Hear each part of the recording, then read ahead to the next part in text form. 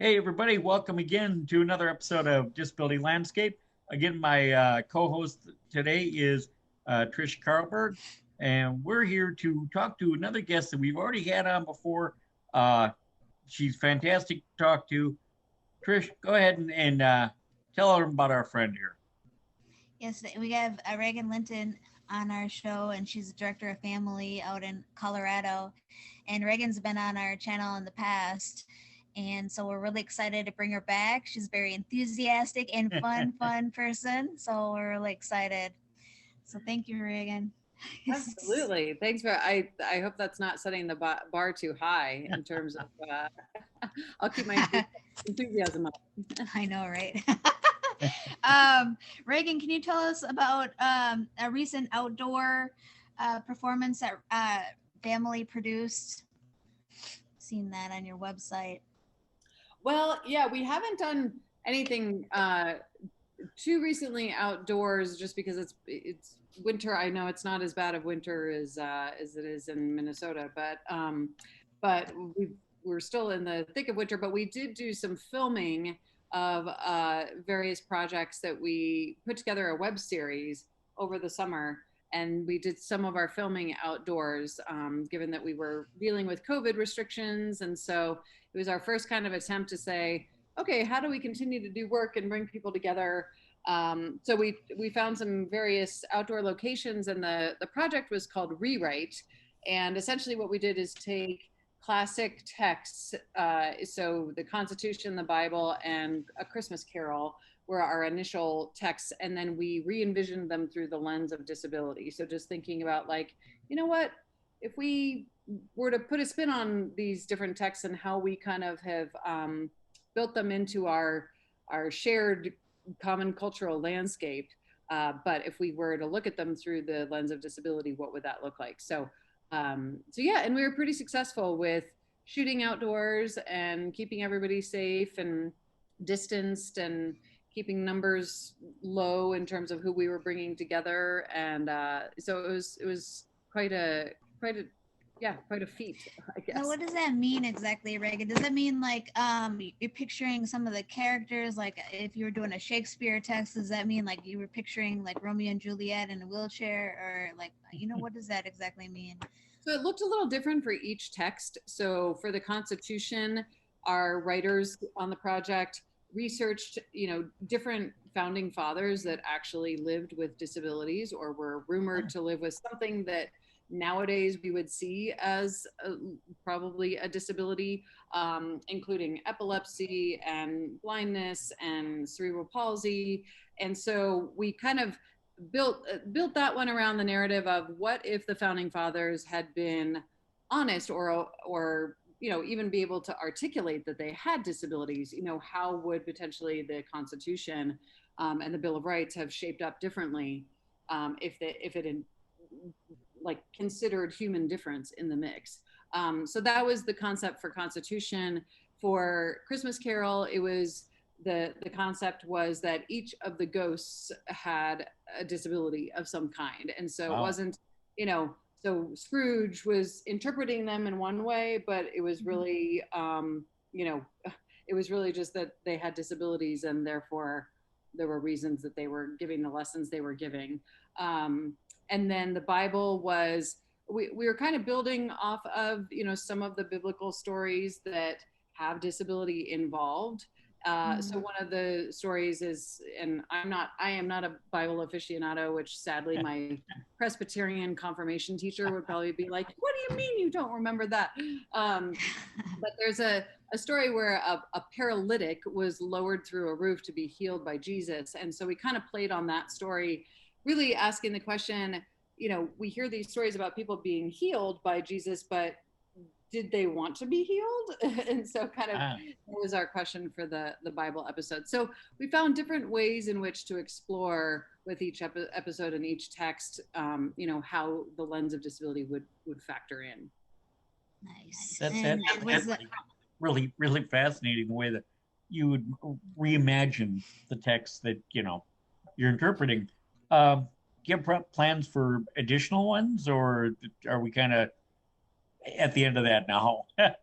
No, I don't know. They've been very well received, and I would love to do more. I don't know if we'll be able to make that happen, but it was, I think when we first started the project, it was really thinking about like what are some of those narratives that often dictate how people think about disability, and the Constitution maybe not so much, but obviously the Constitution still affords certain rights, and the fact of the matter is the Constitution was really based around white landowning men, affording rights to them, and then kind of the rest of us, like, I don't know.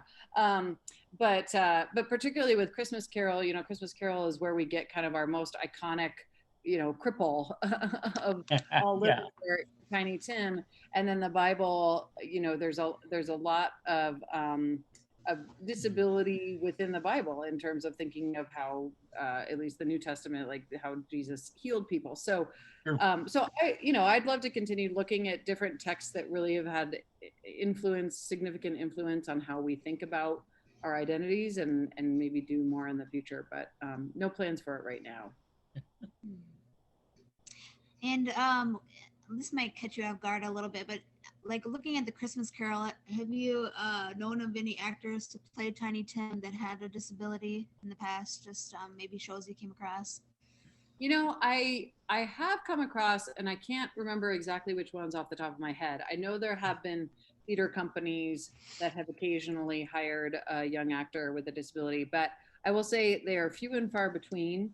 And the problem is not necessarily as much with, obviously whether you're casting somebody authentically is one issue, but the other issue is just how Tiny Tim is represented in A Christmas Carol, and not kind of really having his own agency, or and that it evokes this this very pity-based kind of attitude towards him.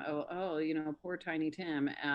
So we were, I think there's always an opportunity to think about how do we re-envision those narratives, or how do we just upend them entirely and write new narratives that are not placing, a character like Tiny Tim as being like the thing that we recognize most in terms of a cripple in literature.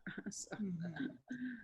Yeah, that's totally real. And I know too that I think they are getting trying to diversify the theater more and get different people in different roles. I know last year the Guthrie casted a woman as Scrooge, so maybe they'll think about casting more disabled characters in more of their roles and things like that. Yeah, and it's theater seems to be a little behind other media. I don't know if that's surprising or not. There are some theaters that have done a really great job, but I think, the film and TV industry has kind of, maybe because they've gotten more pushback overall thus far, and so they've kind of made more strides in terms of inclusive casting. Not that they don't continue to make mistakes. There's actually currently a kind of movement going on behalf of deaf artists, pushing back against, there's a new show based on Stephen King's The Stand on CBS, where they cast a hearing actor in a deaf role. So there's been a little bit of pushback on that, but yeah, I think it's really more thinking about like not just the roles that are written for people with disabilities or that have disability in them, but how do we just start to see people with disabilities as human, that like if you have a role that is for a teacher or a friend or a lawyer, or we are those things too. And I think that's where it takes a greater transformation in terms of just our general social and societal understanding of people with disabilities, where I think we as people with disabilities still continue to be dehumanized. People don't think of us as fully human and like inhabiting those roles in society. So so we're working on it in the theater. We're working on it, and yeah, I would like to see the theater continue to not just bring in like a token here, a token there. Oh, we're doing this show and it calls for somebody in a wheelchair, so we can potentially hire a wheelchair user. But instead,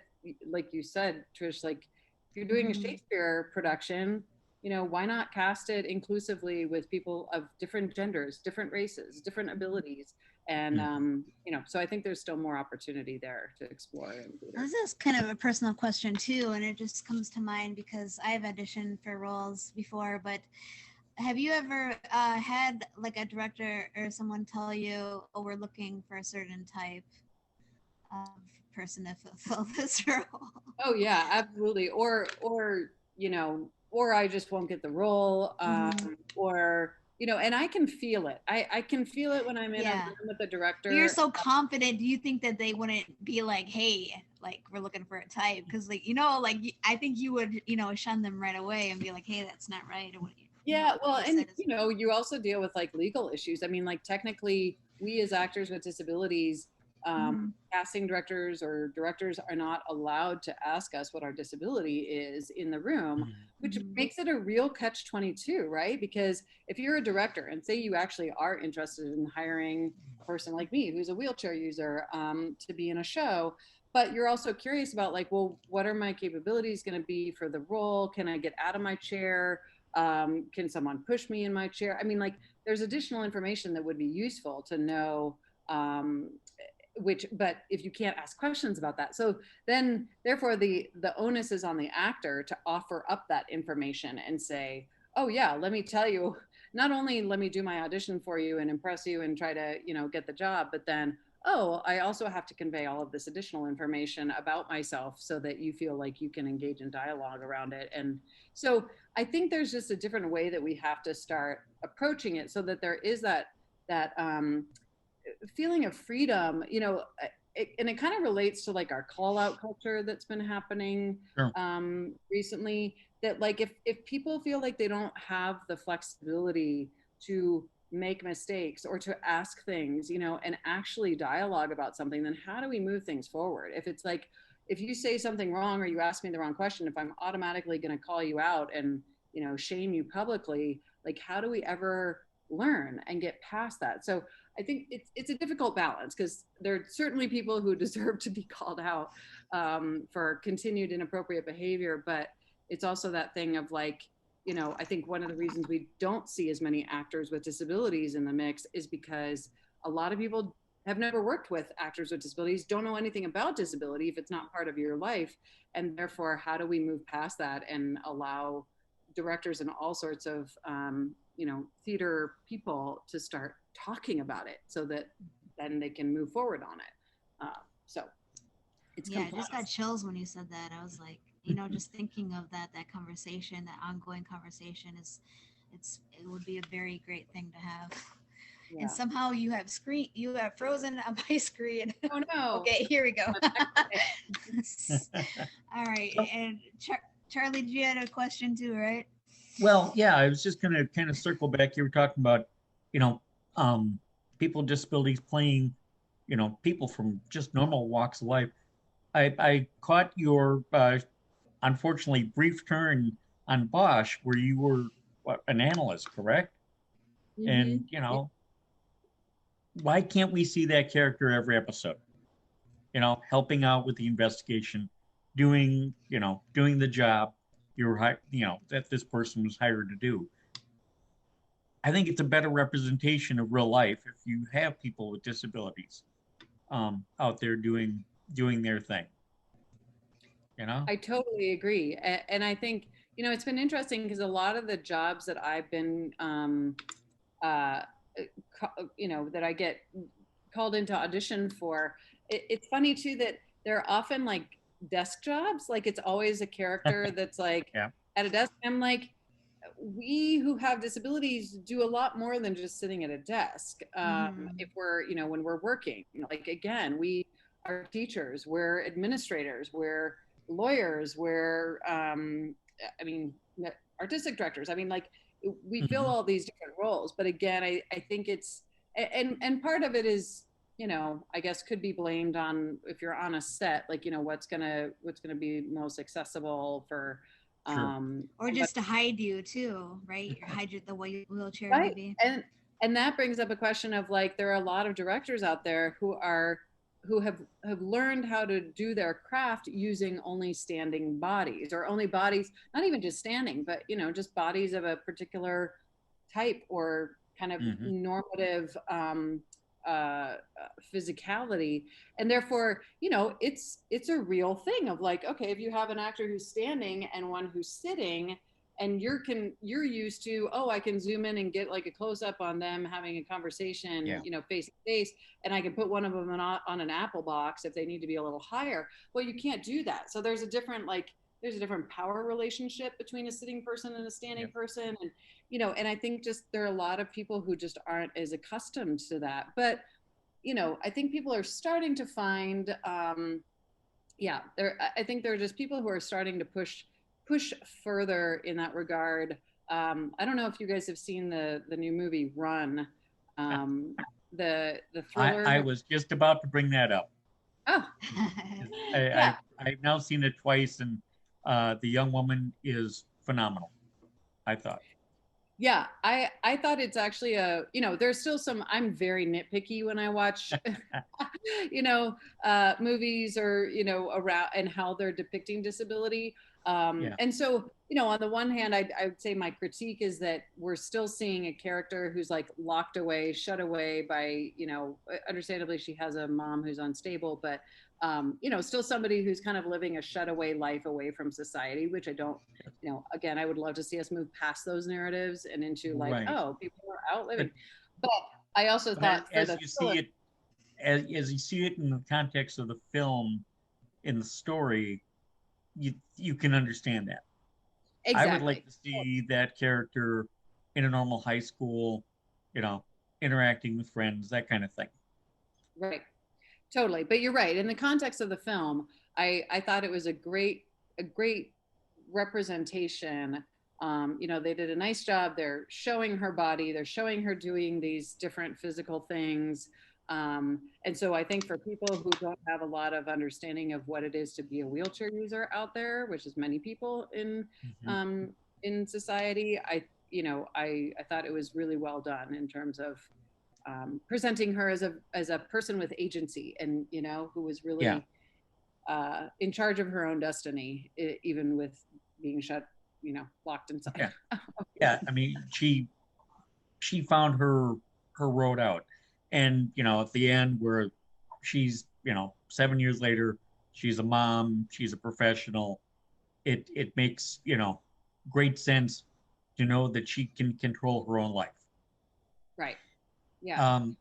I also commend the filmmakers for actually seeking out an actor with a disability to play this role. And totally. That was brave, I think, on their behalf to actually, I don't want to say brave. I think it was just ingenious in order to do it, to actually give the real urgency of the person with a disability. Right.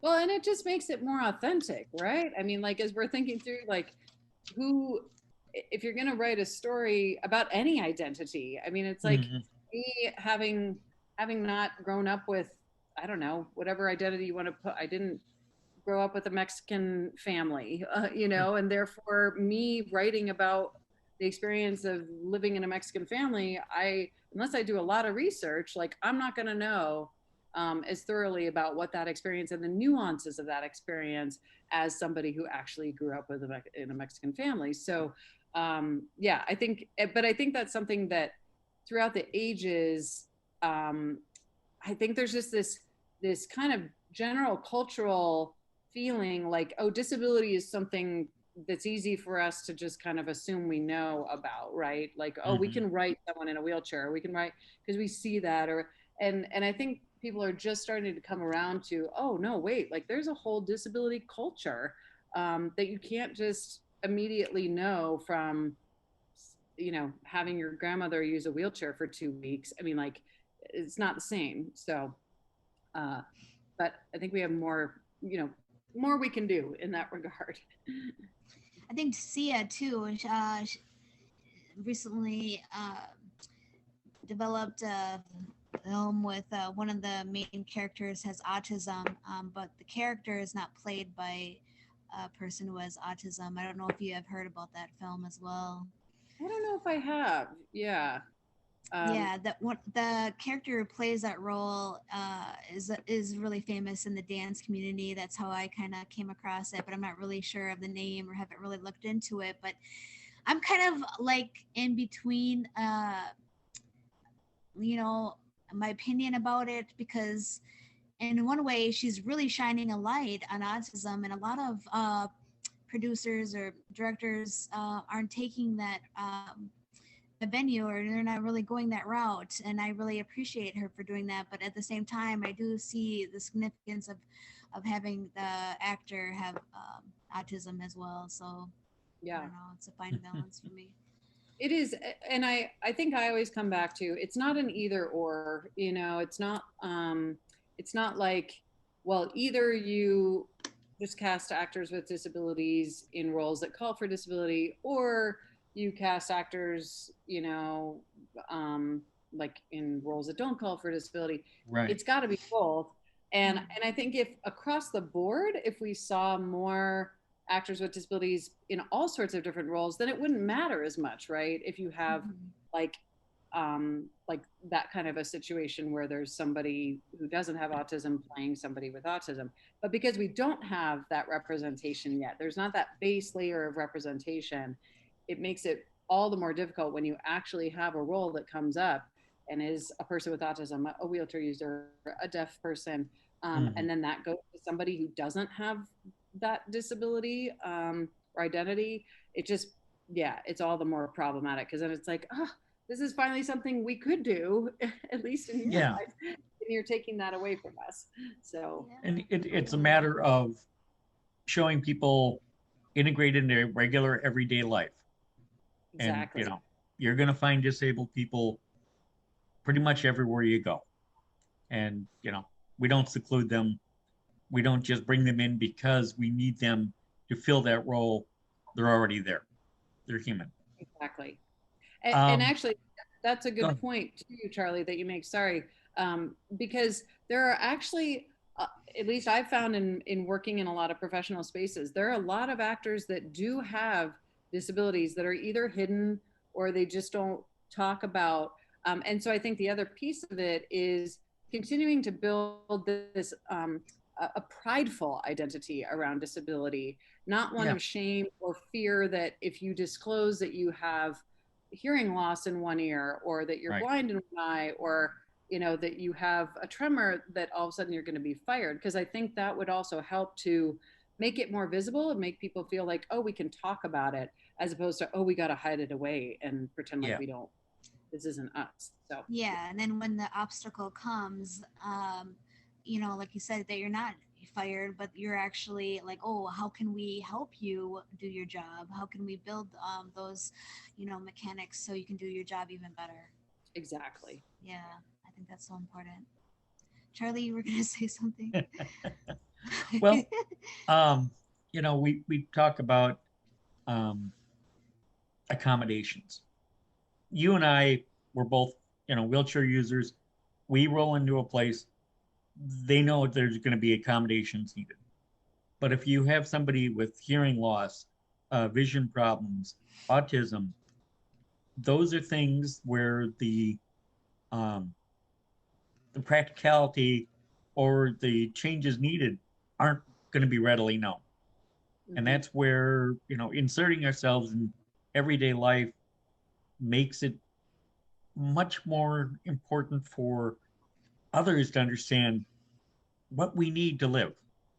You know, whether it's just an assistance with, you know, closed captioning on something, you know, it's just a matter of knowing we exist and we need to be acknowledged. Absolutely. And trying to build in as many of those supports as just naturally occurring, right? So that people, I mean, one of my latest little issues, I know we're using the platform right now, but you know, Zoom doesn't have built-in captioning that's free.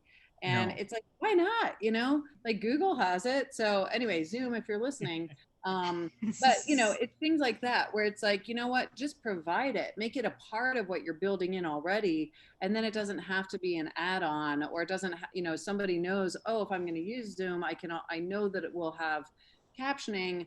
And then it just makes it more accessible for everybody. So again, those concepts of like universal accessibility, and then allowing for more flexibility around if somebody says, hey, you know what, I need this to make me more successful, then not having a kind of negative reaction to those requests as well. Yeah, exactly. Now to switch gears completely and hope I don't wreck the transmission, an outdoor pie fight. That looked like an absolute blast. Yes, that was another one that we did for our what we were calling a webathon, which was a fundraiser that family did featuring disabled artists, and we wrote a bunch of different pieces. And so yeah, one of them was this pie contest, pie, or what did we call it? The pie showdown between two of our actors, one of whom is blind. And I have to say, it was really fun getting there. Most of us have been inside for months and months because of COVID. And so we figured out a way to do it safely and outside, and got to throw some pies at each other. And it was a mess. It was a total mess. Luckily there was a hose at the end to, hose off the entire neighborhood, but yeah. So how did you get everybody to show up for some of these productions out, when you had that thing outside and the parodies and everything?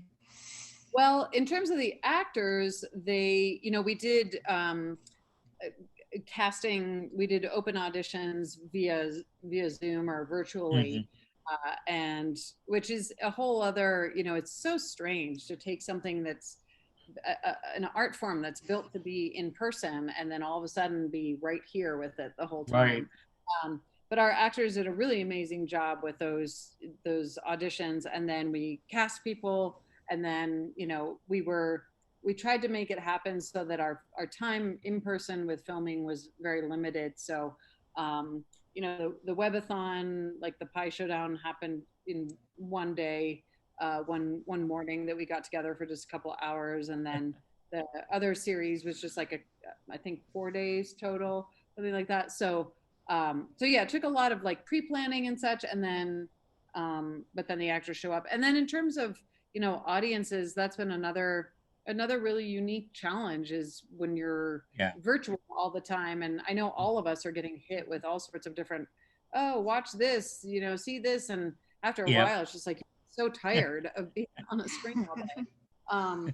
So we've been trying to just think of how do we keep things short enough? How do we keep them engaging enough? How do we keep them creative enough that people will still prioritize watching them, even if we're not together? And what has been? Oh, go ahead, Charlie. And you were filming a lot of the segments, and did it for the actors that you deal with in your theater? Was it a different transition for them to do it in front of a camera versus an audience? Some of them a little bit, yeah. I mean, so we have actually one of our actors, I don't think he'd mind me calling him out, but in a good way. But our actor who plays Scrooge in our rewrite series, he's a big actor. He has one of the most boisterous voices I've ever heard. So there are times when we'd have to be like, Stephen, just a little quiet, pull back your voice a little, because film is so much more, you have so much more ability to pick up the sound with these very sensitive microphones, as opposed to needing to project on a stage.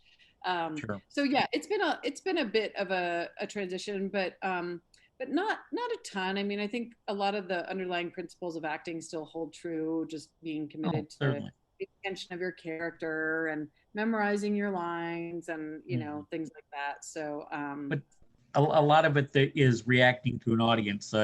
It kind of makes it a little different for them.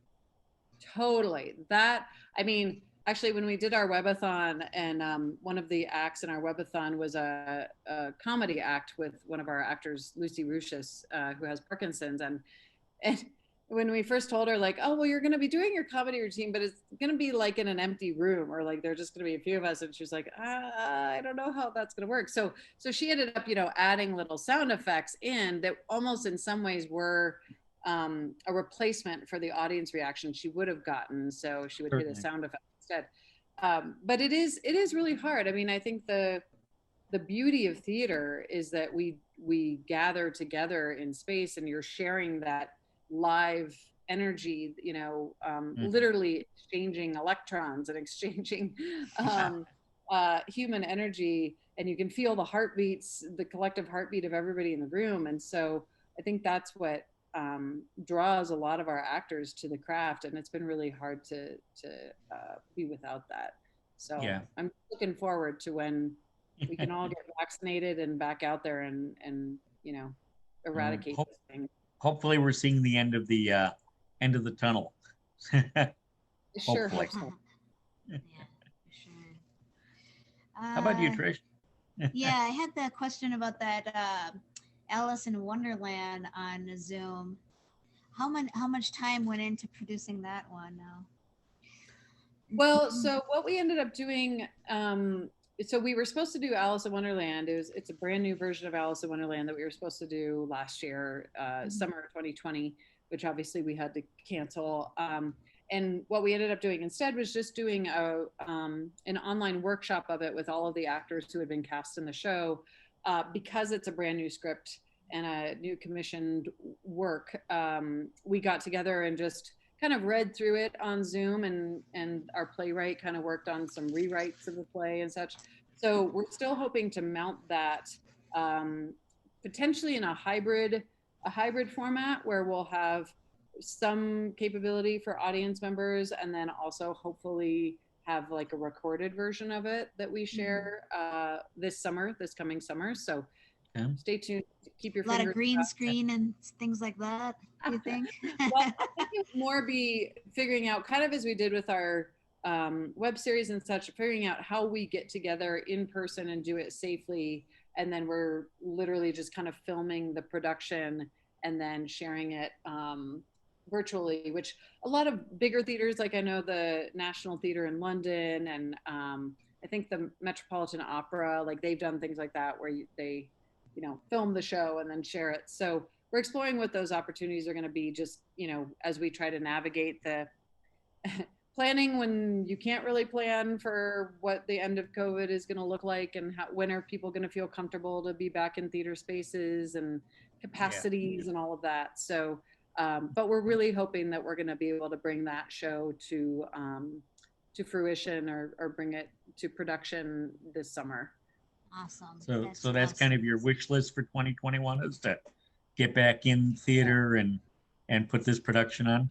You bet. Yeah. I mean, we're doing another project prior to that called Coronavox, which is it's documentary theater project. So kind of like Corona and then Vox is voice in Latin. Right. So our actors, we've had a program for a number of years called Vox Familia, so like the family voice, where our actors would write and perform their own material.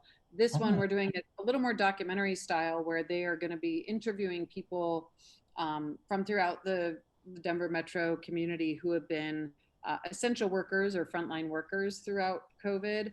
And then they're going to be creating theatrical pieces based on those stories, and then presenting them. And that will all be done virtually. So the first half of our year is all virtual. And then we're, hopefully by the time we're moving into summer, that's when we're, fingers crossed, going to be able to maybe mount something in person.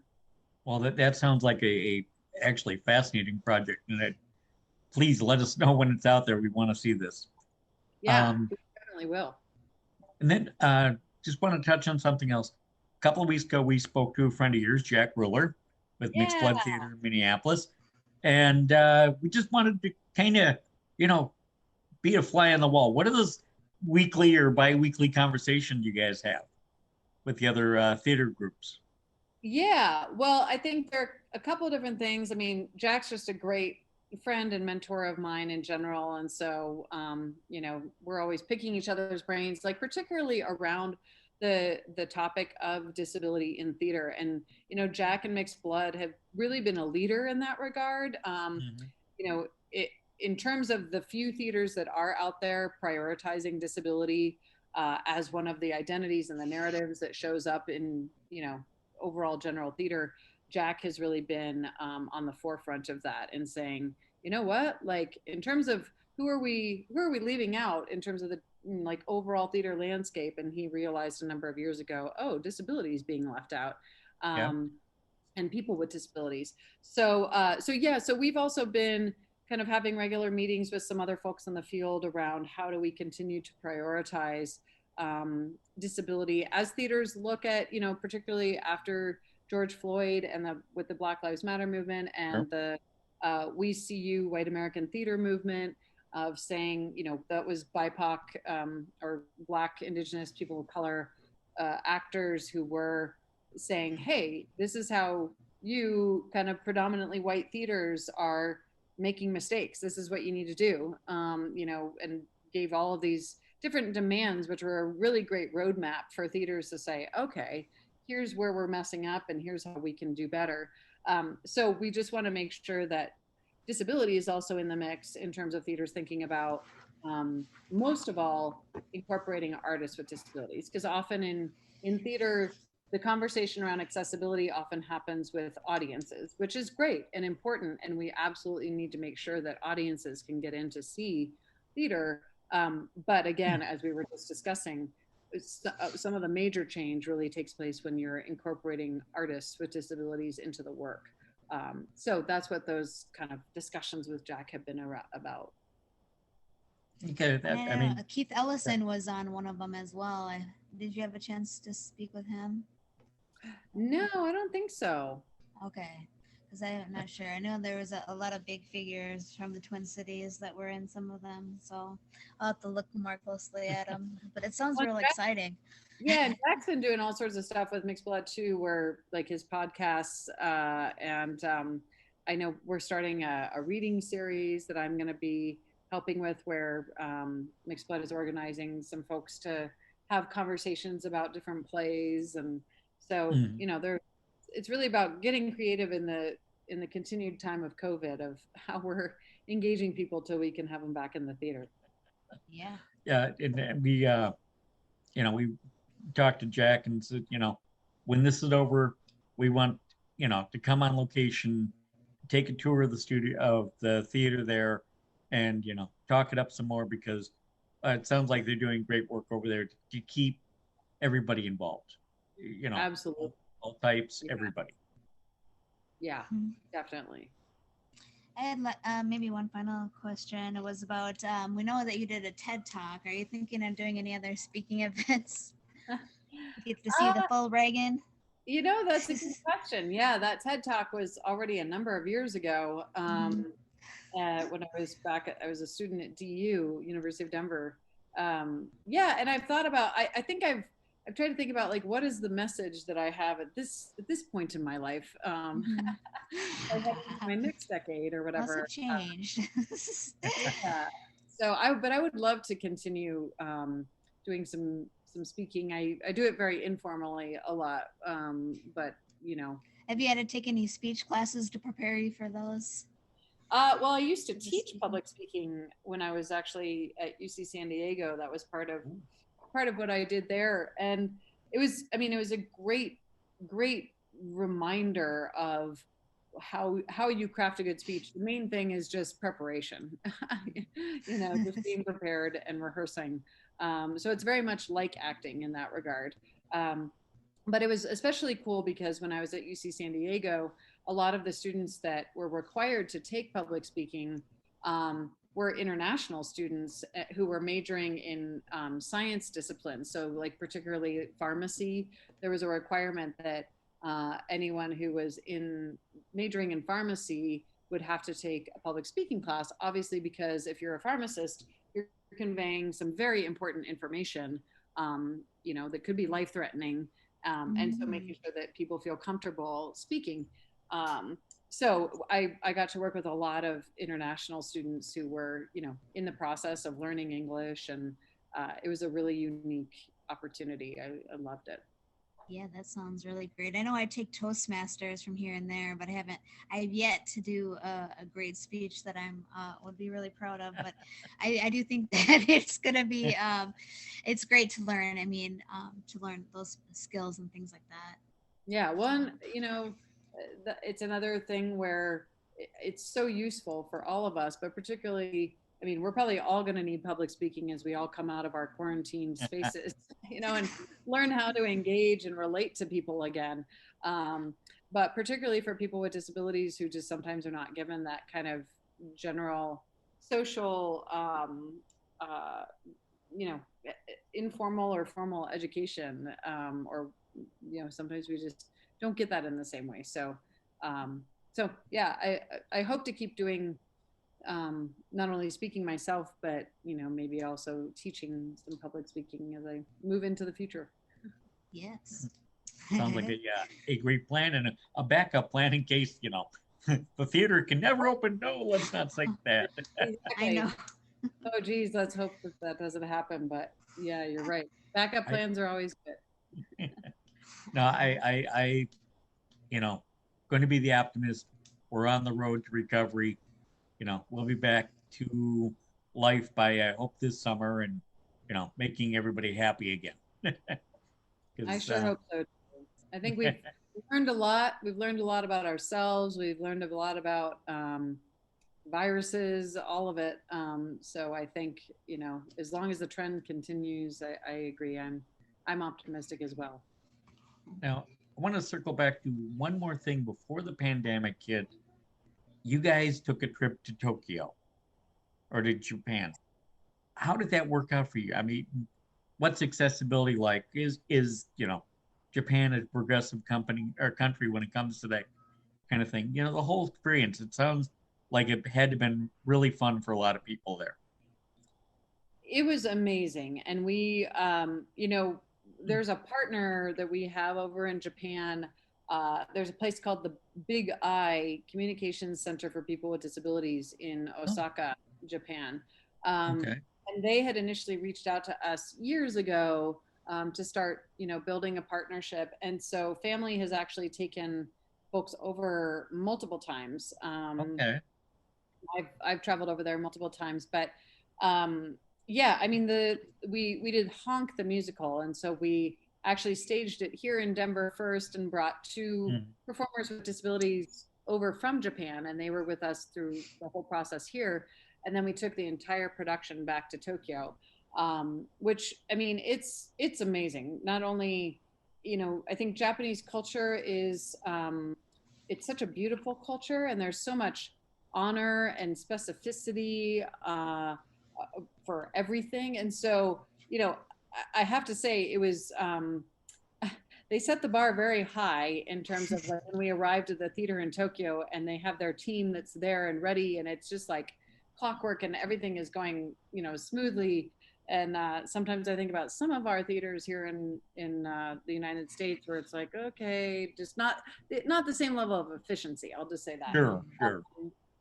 But yeah, and then I think there's definitely, I've noticed, I've been to Japan a few times now, and there's a cultural difference. And when I went the first time years ago, I was talking to a number of people over there about this, that Japan often, they've got a lot of, obviously they're a very technological society, so a lot of the technology they're on top of, many things are automated over there just because that's just what they do, so automatic doors and things that are just kind of naturally accessible.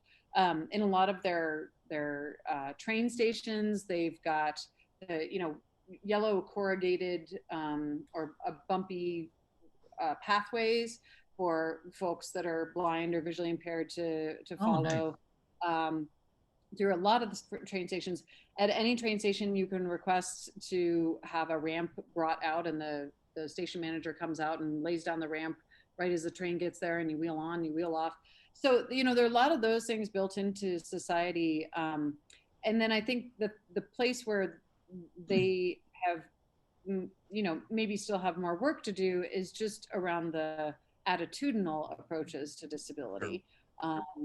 And I think some of my Japanese friends have definitely said, like a lot of the environmental accessibility is there, but there's still some measure of, shame, and like disability should be kept in the home. And so and like, for instance, independent living centers were, when I went over in 2006, that was the first time I went, and they were kind of still coming into being at that point. Sure. So it's a unique balance. I think, Japan is a society where it's a much more homogenous society than we have in the United States. Sure. So it's kind of like, how do you again build that sense of pride around difference as opposed to shame? So I think just as we struggle with that here in the United States, they still struggle with that to some extent But then too. the performances you had there, does that help break down some of the stereotypical feelings towards disability there? I think so. I think very much so. When we did those performances, there were a lot of audience members that had disabilities of all different kinds, and we got great feedback afterward. Not only the parents of people with disabilities, but also the people with disabilities themselves, of just how empowering it is. And again, that's where I just think of the reason we need people with disabilities on stage is, again, because of those people who are going to be in the audience. And I can remember, like, the first time that I saw a performer who used a wheelchair, presented in a certain light, that I was like, oh my gosh. I remember when I was at Oregon Shakespeare Festival, and a friend of mine came and saw the show, and he was a wheelchair user. And he just said, I was just watching you up there. I was just filled with such a sense of pride, that like I could roll out of there and feel like a bigger person because of it. And so I think that's very much what happened over in Japan, and happens anywhere where we have performers going up on stage and doing what they do, and everybody in the audience who either has a disability like them or not still feels empowered as a human, through seeing people like them up on stage. So yeah, I definitely think that happened when we were over in Japan. Okay. Trish, do you have anything more, or Yeah, no, I think we addressed everything that I had in mind today. Did I yammer on enough? I'm just I did great. we loved Thank every you so minute of it. much. We love every Yeah, minute we of it. really did. Me too. Spark a fire. So I want to thank Regan for being with us today. We had a great time as usual. And we definitely want to get you and Jack together so we can have, a much deeper conversation of disability in the theater, because I know you guys would bring it for us. Again, Regan, thank you for your time today. And